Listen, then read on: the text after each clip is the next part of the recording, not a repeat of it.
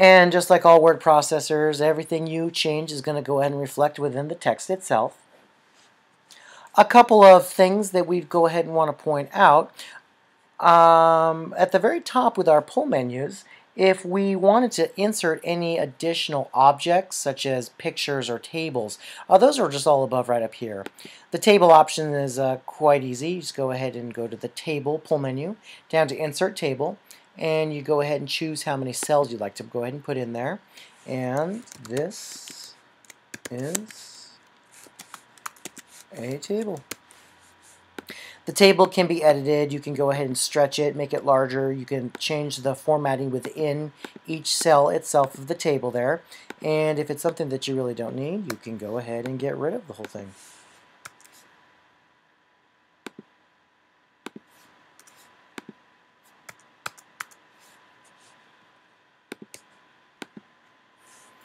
Inserting an image or a graphic is quite easy also. I'm going to go ahead and go back up to my pull menus within the browser, and I'm going to go to the Insert pull menu. I'm going to go ahead and go down one to Insert Image, and it's going to give me a menu or a window within my browser there. There's lots of different options as far as being able to go and find an image. The most simple is if you have an image on your desktop or on a folder or somewhere on your computer's hard drive, is to go ahead and just in the middle of the screen choose an image to upload. And I'm going to go ahead and click on that. And it's going to give me my Finder window, and I just need to go ahead and navigate this window to the picture that I'd like to insert. My preview window shows me that I'm going to go ahead and choose this one, so I'll click on Open. And it'll take a moment to upload. It'll bring the image right in there. Now this is a raw image, so it's quite big, so I'm going to go ahead and click and find one of my handles. I guess I call these little boxes on the side handles. It's a word I've always used for my students. And I'm going to drag it so the picture is more manageable within the document. And you'll see at the bottom sort of where a caption might be. Google Docs, the Google Doc is letting you know that this image right now is in line with the text, just like it's just like another word or another letter within the text there itself. It'll match up with whatever alignment you're using. It will move down if you were to push return, or move back up if you were to push delete.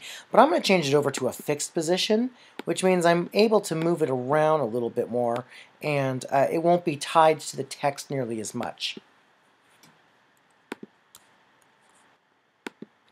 When it's in fixed position, you can actually move it around a little bit, and rather than being in line with the text, it can actually move around a little bit. It gives it the ability to create a newsletter or a flyer, or just gives you some more freedom to work with the images and the text as you're building them together to create some sort of a final product. As I'm continuing to work in my Google document, if there was a mistake that I made, or if I've just found that I don't like what I've got, over here in the left-hand side, below my pull menus, I've got undo and redo, and these are a couple of great options. I'm using a Macintosh, so I can also use the key command, Command-Z, to undo my last command, but that's what this little arrow right here will let me do over and over and over, so I can undo as many times backwards as I need to. I always like to remind my students, though, you got to think about if you've got a mistake quite a ways after you've been doing some work, it may not be worth undoing so many times. So you may just want to fix the problem from the point where you discovered it. But if it's something you can just undo a few times to fix the problem, go ahead and do that.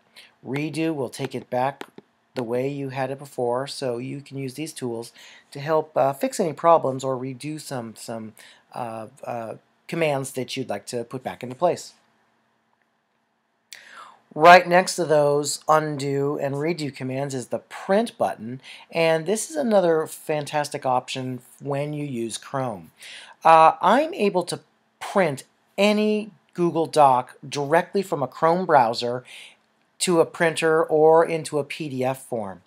You're not able to do that with Safari or with Firefox. With Safari or Firefox, and I would assume Internet Explorer as well, if you were to push the print button, it would actually convert your Google document from a Google Doc into a PDF, and then from the PDF you would be able to print it freely to any printer that you would have access to.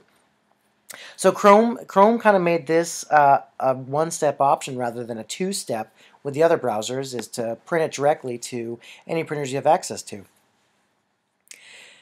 On the right-hand side, you'll see a preview, a print preview, and on the left-hand side is where you'll have your information as far as what its destination is, how many pages, copies, colors, and just all the regular print information you would need. If you wanted to change this from a printer destination, like I've got going right now up here in the destination column, if I wanted to change it to a PDF, I would just change it by clicking the change button. And then it gives us lots of different options. There's my print options or save as PDF. There's also a couple of save to Google Drive and a FedEx Office if you needed those options as well. But I find myself mostly changing them to either a PDF or sending them directly to a printer. To cancel out, I'm going to go ahead and click my close button. And I'm going to go ahead and cancel this because I don't need to print this. So the printing option is quick and easy, and if you're using Chrome, it's just one step. So if you don't have access to Chrome, make sure you do understand that you will be creating a PDF first and then printing from there. If printing is something that you don't need, but you do need to get it off somehow, or you do need to change it to a different format, under the File pull menu, down just about halfway, you can download it as several different options. So you can download it as a Microsoft Word document, an open document, an RTF or a rich text format, a .pdf or a PDF that you can open up in Adobe or in other PDF readers, plain text, or even as a web page, which is nice to have that ability to quickly create an HTML file as well, if that's something that you need. You can also publish it directly to the web, or you can email it out to others as well. We're going to talk about sharing documents in Unit 2, so these will be some options you can explore in the very near future.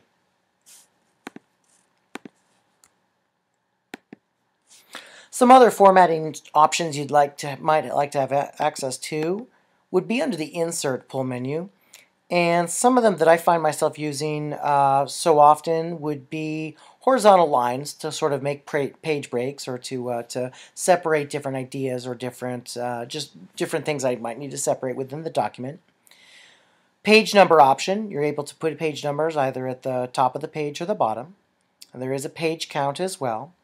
A page break, which you would use to break up one page from another if you were to be creating something they would need to have a page separation rather than just a return. There's headers and there's footers. Bookmarks and table of contents, which I haven't worked with very much, but these are both a couple of good options, especially if the need arises within your document creation. The one thing that I've seen most people remind me or just bring up to me is, where's the spell check?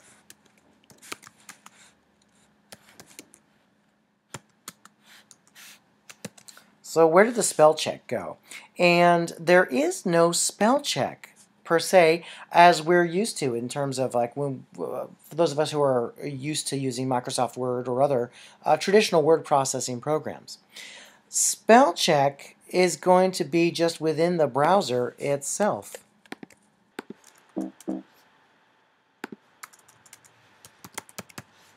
As you can see, as I just finished up with my spell check, I misspelled the word spell, and I've got a red line under there.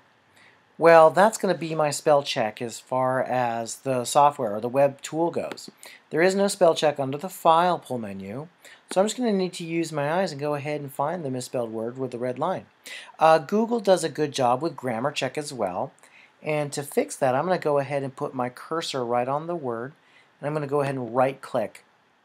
And the menu that pops up is going to ask, did you mean spell? I'm going to go ahead and click on that. So that in a nutshell is using Google Docs with all the tools they have available, and even some that we have not yet explored.